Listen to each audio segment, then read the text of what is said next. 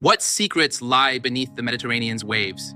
Secrets older than empires, older than kingdoms. In 2025, archaeologists made a stunning discovery off Israel's northern coast. 3 shipwrecks from biblical times, the first ever found in Israeli waters from that era. This isn't just a find, it's a time capsule, offering a new lens into maritime trade, networks, and life in the Iron Age. Today, we voyage back over 2,500 years into the heart of the First Temple period to uncover how these ships challenge our understanding of ancient Israel's seafaring world.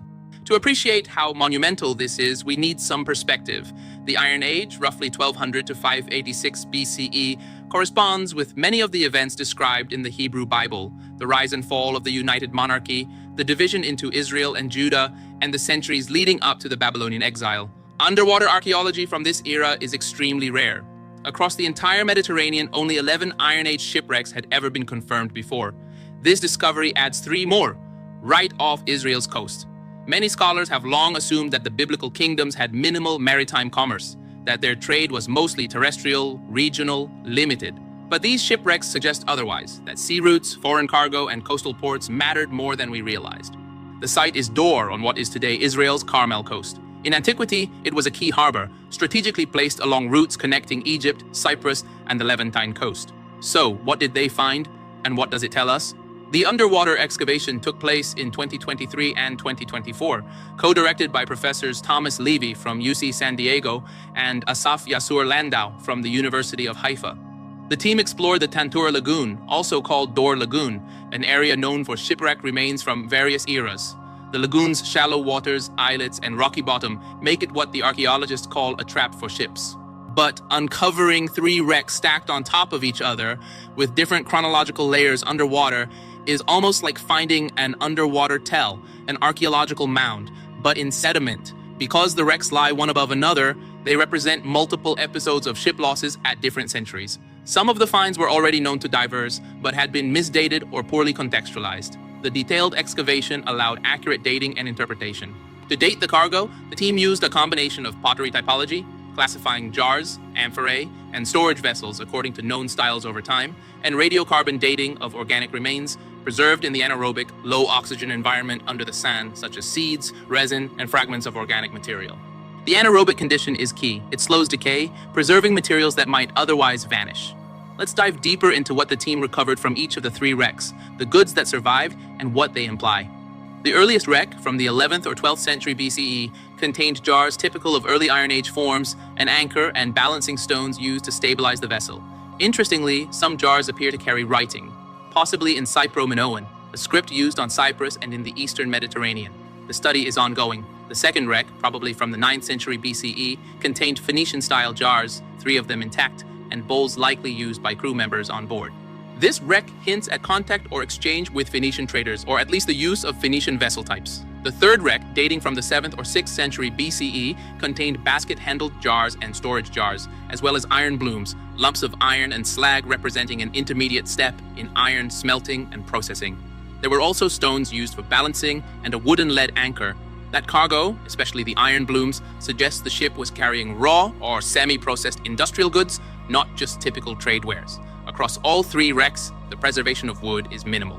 Wood often doesn't survive in these environments, especially because ancient scavengers frequently reclaimed it for reuse. What do these shipwrecks teach us about the ancient world, especially the biblical era? They show that maritime trade was live, active, and connected. The discoveries challenge the assumption that the biblical kingdoms were insular and mostly land-based in trade. Instead, these ships show that maritime connections with Cyprus, Phoenicia, and beyond were in play. The cargo forms a snapshot of evolving trade patterns across centuries. Doctor was already significant in trade between Egypt and Cyprus in the 11th century BCE. Even though its political affiliation is debated, it sat ideally to serve maritime routes. During the 9th century BCE, Dor likely lay within the Kingdom of Israel after the period of the United Monarchy split and continued functioning as a coastal hub.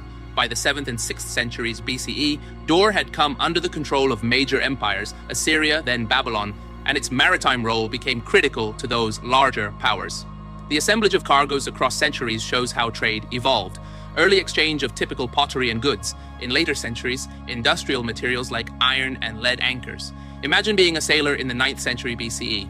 You board a wooden vessel at door, or perhaps you sail from Cyprus, laden with amphorae filled with oil or wine, resin, or trade goods.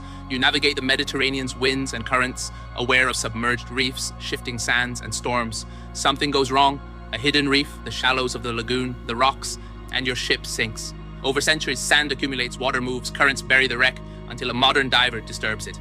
Those jars, the balancing stones, the anchor, those are more than artifacts. They are remnants of real journeys, real people, commerce, risk, and connection. And for us, 2,500 years later, they're whispers from the deep telling us that our ancestors were less isolated than we often assume. Of course, we should temper enthusiasm with caution. Organic materials like wood, rope, and canvas rarely survive, so our picture is fragmentary. That suggests increasing complexity and integration of Israel's economy with the broader Mediterranean world. Underwater excavations are expensive, technically demanding, and risky. Most maritime archaeology has focused on later eras, Hellenistic or Roman, because preservation is better and more accessible. That's why Iron Age underwater finds are rare.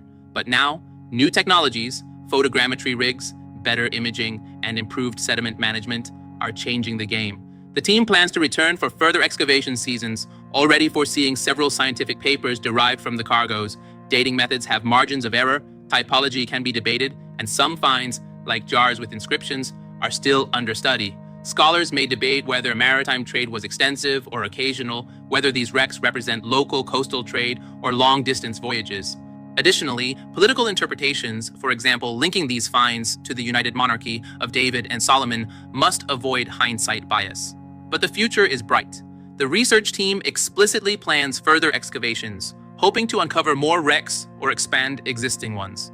With more data, scientists can refine trade networks, map routes, and perhaps even identify origin points for cargo.